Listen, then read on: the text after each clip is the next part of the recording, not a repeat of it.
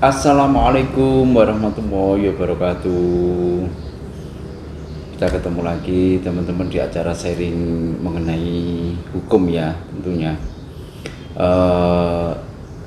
Saya langsung saja dikarenakan ada pertanyaan dari teman-teman subscriber tentunya. Saya mempunyai seorang pacar, akan tetapi pacar saya tersebut sekarang telah meninggalkan saya di saat saya sudah bertunangan dan akan melakukan suatu proses pernikahan. Sedangkan di satu sisi undangan tersebut sudah terlanjur kita edarkan, kita berikan ke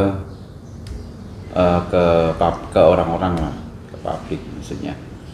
Pertanyaannya, apakah saya bisa melaporkan pacar saya tersebut dengan tindak pidana atau solusi hukum yang terbaik seperti apa?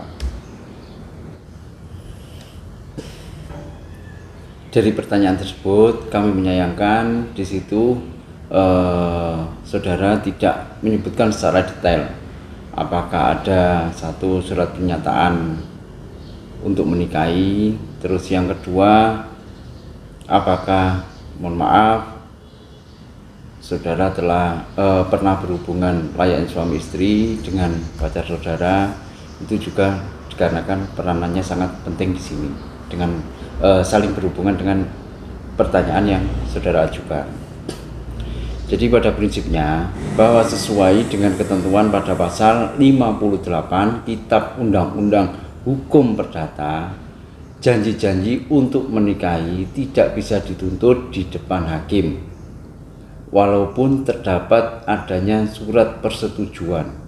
Semuanya adalah batal. Akan tetapi apabila janji kawin tersebut telah diumumkan dan telah dilakukan pemberitahuan kepada siapa?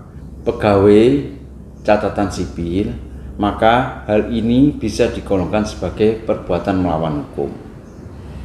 Akan tetapi terdapat kadaluarsa. Maksudnya di sini kadaluarsanya selama 18 bulan. Terhitung sejak apa? Sejak kita menyebarkan suatu undangan. Saya pernah menemui perkara seperti ini. Terdapat pelaporan tersebut kebetulan di kepolisian mengenai janji untuk menikahi. Pelaporannya pada waktu itu adalah penipuan, tindak pidana penipuan. Setelah kita gelar besar, dan pada waktu itu kami ini sebagai kuasa hukum dari terlapor, maka kami telah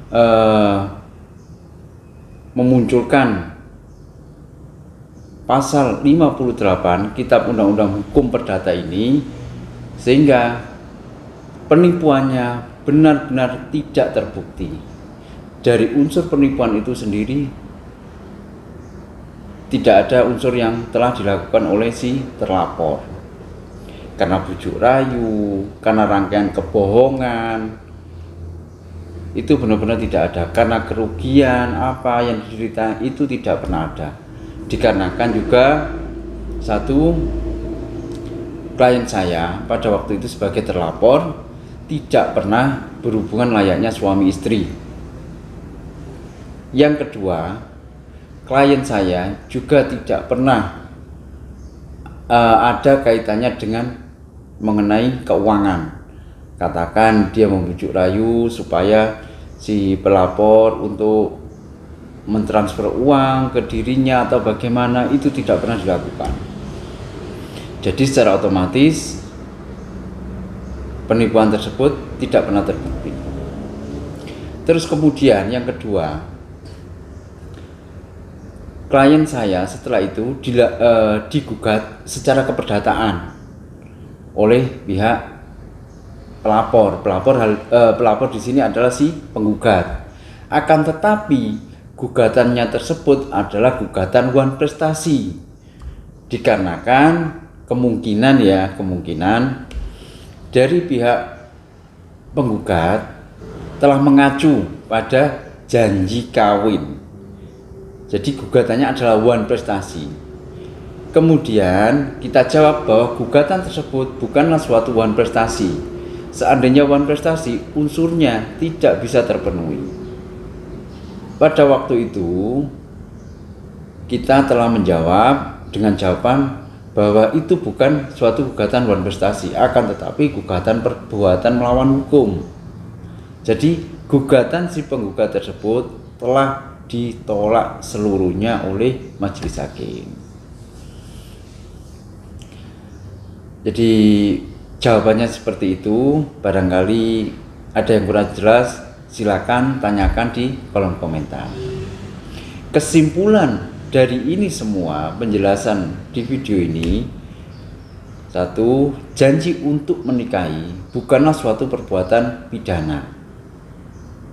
Yang kedua, janji untuk menikahi tetapi tidak jadi menikah, walaupun ada surat pernyataan 1000 kali surat pernyataan, itu tidak terpengaruh dan tidak bisa dituntut di depan persidangan.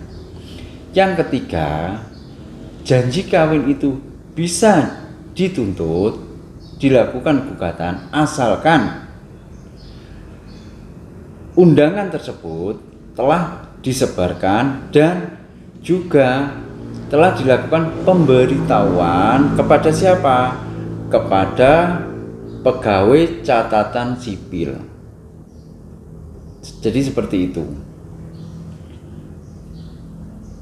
Akan tetapi saya ulangi lagi, batas waktunya adalah 18 bulan sejak apa? Sejak undangan tersebut telah disebarkan. Apabila telah lewat 18 bulan, maka otomatis tidak bisa dilakukan gugatan. Jadi saya kira seperti itu dulu. Mudah-mudahan ini bisa bermanfaat bagi teman-teman semua. Dan saya akhiri, assalamualaikum warahmatullahi wabarakatuh.